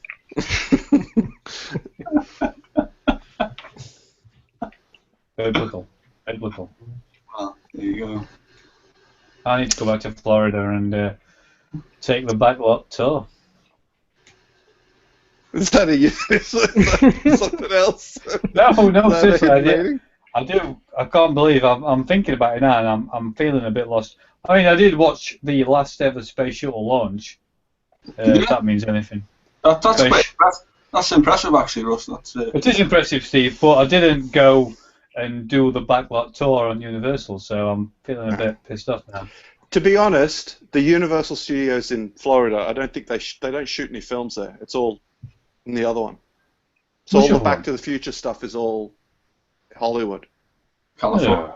Yeah. Well, that's why. That's why I miss. I'm gonna say I don't remember seeing any backlot tours. Yeah. We just had a peak of viewers, by the way. 10 viewers. It's an all-nighter. This is golden hour though now, isn't it? Because we've all had a bit to drink. This is where gold comes out. This is stream gold. James 76. I've been to Disneyland Paris. Metropolis. These guys are cracking me up. So James 76 wants to know if anyone's seen Two Girls One Cup. No. Yeah, I have actually. Yeah. Horrendous. All some brown shit. I went to Florida 4 days after September 11th. Scary stuff. But the rides were empty. He wants to know, Ross, what was the backdoor tour that you did? Well, I didn't do it, did I? That's what I'm saying. Russ has got standards. But Steve, I went to watch the last ever space shuttle launch, Atlantis. No, that's impressive. Like, I'm massive into like space science. Oh yeah. Yeah, fantastic. Well, when we got there on the first day, you obviously go into the hotel and you see the rep, don't you? And she said to us, "Oh, what do you guys want to do while you're here? We'll live for 2 weeks." We had a list of what we wanted to do, like Disneyland, Universal, Busch Gardens, all that. And she goes, "Oh, would you like to go and watch last ever space shuttle launch at Kennedy Space Station?" And I'm like, yeah, I want to see that shit. And we went the first week to the Space Center, and then we watched it. I think it was on the Friday, and we came back on the Sunday, and it nearly got cancelled. Very nearly got cancelled. But I watched it, and phenomenal. Can't describe what it was like. You could, instead of seeing it, you could feel it. If you know what I mean. You know the sound. Yeah. The sound and the atmosphere. The energy. Yeah, the energy. Phenomenal. And I had a shitty little Sony camera, and I don't know what I thought I was doing. I was like trying to video it, and the bloke outside of me had this massive, digital SLR, full tripod, 10 grams worth, and he said to me, he goes, "When it takes off," he said, "film it. By all means, film it, but don't look through the lens. Make sure you view it with your own eyes." And obviously I just panned up as it lifted off at launch pad, and then when we got back on coach, he was sat in front of us, and he goes, "Oh, would you like to have a look at pictures I've took?" I goes, yeah. And the pictures he took, he was super close to the engines, when they were like igniting, and he could see the shock waves off the engines. Oh, phenomenal. Really well, really good. Yeah. Excellent. Sorry, I went on a tangent there. No, it was good story. That was a great story, Russ. Great story. Pete's saying, So we've we've got- discussed this before, Russ. You know how just I am of seeing that. Does my space and physics stuff. I don't know about Atlantis. So we've got James76 saying, if you could go on a one-way journey to Mars, would you go? No. No, Not unless I've got porno. it's not gay. I'm sure you can fit a hard drive in your pocket, Russ. You'll be right. Well, an iPhone, isn't it? You could have dangerous tides on your iPhone. Dangerous tides. Under siege. I wonder if they're going to get a... if that film is going to go for popularity now. I've seen Big Brother. It's gone down in popularity. Celebrity Big Brother, that's what I'm talking about. Anyway, I think we've addressed I think we've addressed the... the physical versus digital revolution. Somehow, yeah. Is that still? Have you still got next door neighbour's dog, Billy? Yeah, it's still there. I can hear him running about. You can't go here. He's a noisy sod. Have you kidnapped him? Let him go back next door. I've got attached to him. Dog napper. The dog napper. Sounds Hey. like a predator. Hey, watch out, Ross. It's a new dog napper. No, dog napper, isn't it? Keith's saying I visited the Johnson Space Center in Houston, as in Houston, the Eagle has landed. Good stuff, Keith. Good stuff. I've heard they used to land the space shuttle with an ES. No, true that is. Well, you've all seen War Games, haven't you? Well, what was the other one? Space Camp, wasn't it? With that silly robot. What was that one where he used to play the arcade game, and then the bloody alien come down to Earth and recruited him into The Last Space Army. Starfighter? Yeah, That's the one. That's the one, Rob. The Last Death Starfighter. Blossom. Death Blossom. Did Yeah. he used to, what were the games? Space Invaders. No, it was something else. I remember his brother was a robot or something, and he was replacing his head or something at some point. Yeah. His own game, yeah. like. His own game, like. That was proper 80s retro, that, innit? How about Weird Yeah. Science? How about That's- a bit of that's- Weird Science, man? Woo. Kelly LeBlanc. It's probably one of those movies you shouldn't watch now. Bank.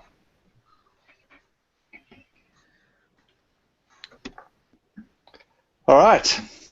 I think we're done. Oh, Paul, before we go, have you just won a flat cap for the event, Northern Tubers? No, I rock this shit all the time, man. I've Yeah.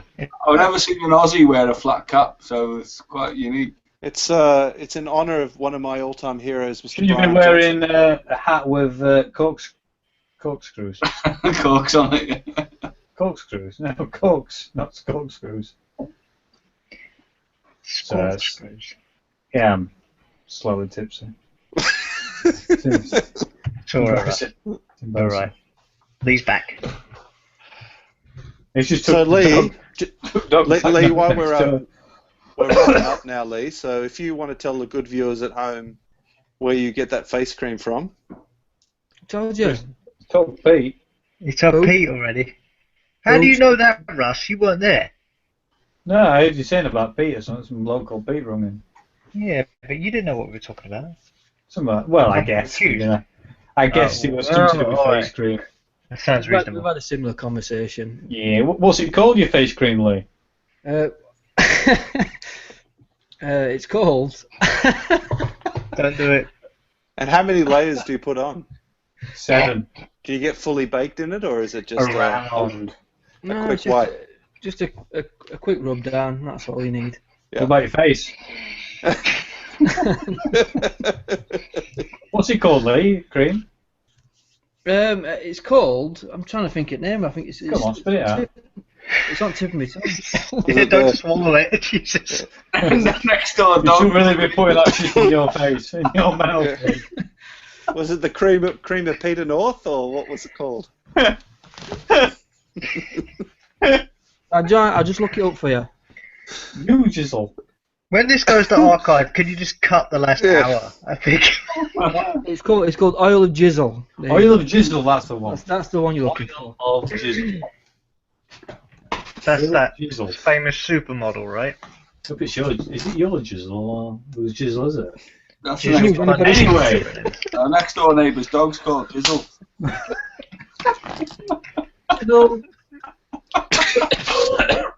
All right, let's wrap this shit up. This is going downhill fast.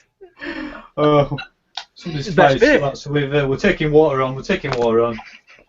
Put the light jacket on. Phenomenal. Check the comments, Paul, and we'll sign that. I think. So we've got.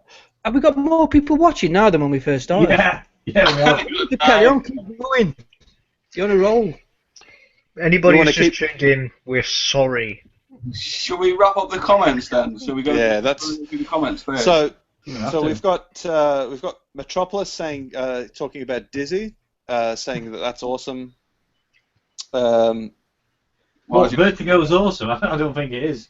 Not Feeling Vertigo. dizzy for 6 months is horrendous. I think you think to get my, the egg-based variety, right? Oh, right, sorry. Is that the chap with the... Lee knows about this, don't you, Lee?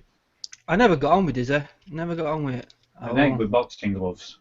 Yeah, no, it's ridiculous, isn't it? Who'd think of that? So we've got some shout-outs for Rick Dangerous. I love Rick Dangerous. I never played it. Does he look a bit like Indiana Jones? It's just a blatant riff-off of Indiana Jones. Indiana Jones. Is that like that? Were never a console game, were it? Amiga, really. Amiga, weren't it? Amiga. Yeah, I had Rick Dangerous on Amstrad. Rick Dangerous was the bollocks. According to Steve. Stroke Tim. Cool. Was Rick Dangerous ever on any ships at all? No ships. Was He- not City on any games. tides? Paul's trying to derail it again. That's not a knife. That's not a knife. All right. Are we done? We're done. I think we are. No more comments. No, Any more comments, people? they've all given up. Slip it in at the last possible second. Still watching though. 9 viewers. This is gold, this stuff. Quality. That's why we just cut all the stuff out and just leave it at this last. I should have had six bottles before I started. I would have been a bit more talkative. Can we get Pete Smith back just for a little last-minute goodbye? Is he coming back? Pete Smith. Pete Smith. Oh, James has got one more question.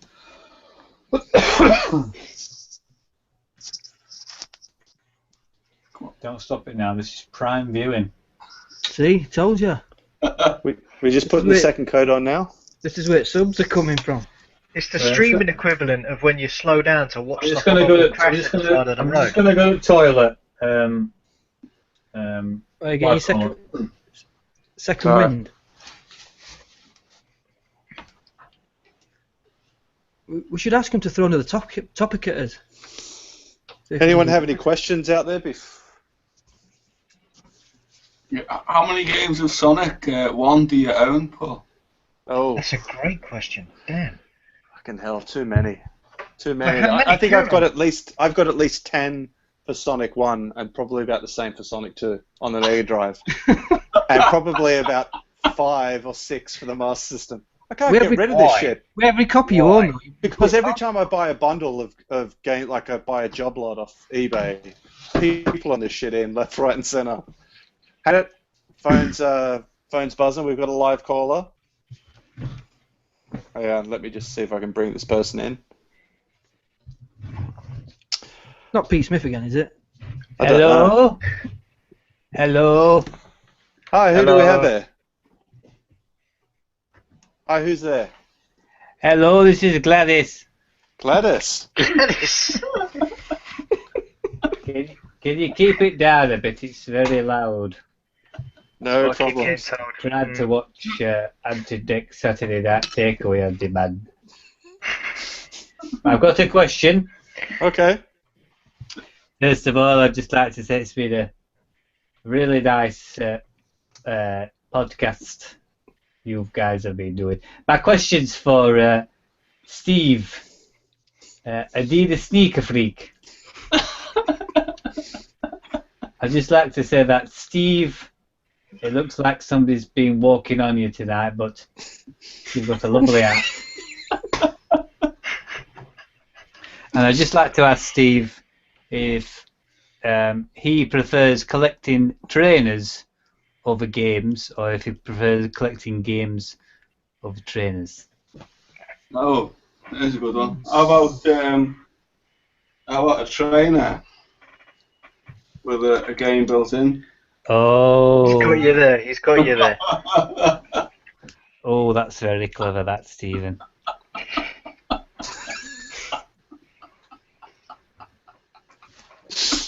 Two trainers. Yeah, I've got two of them. Right, I'm going now. I'm signing out.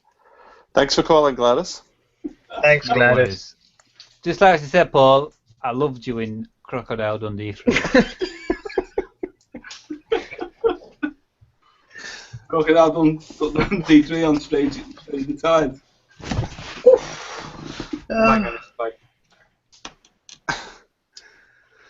Have I missed anything? Only Gladys. Some old lady that got her tits out. Oh no, don't say that. We've got another question, guys, from Steve. Who's going to win the Premier League? So, football fans, obviously. Say it. I'm going to go Leicester City. I'll go Sheffield United. Rob Light.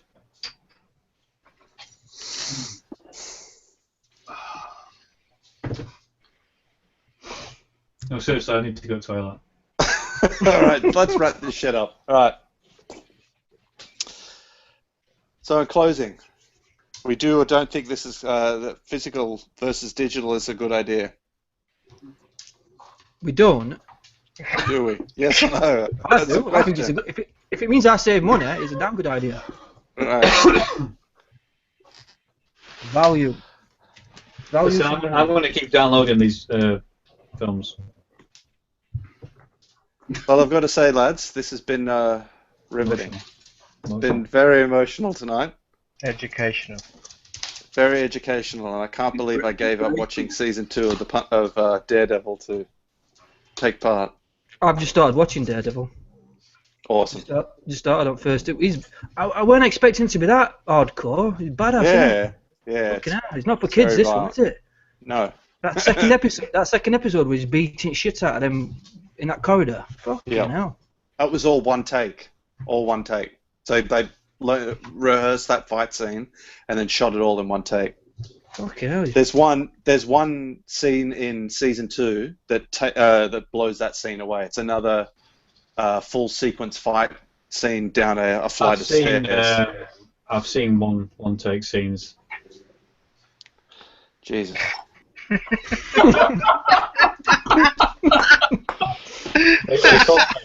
call it the money shot. James76 is saying Shakira or Beyonce. Shakira. Oh, you've just got to watch the video of Shakira's. Is it La Tortura or something like that? Oh. In English, please. You know I don't speak Spanish. Fucking, she's like. ¿Dónde están las greyas? How about Shakira and Beyonce? Why do you have to have either? Why not both? They'd be sort of like wriggling against each other or something. Yeah. Pete's put Shakira's into toothpaste.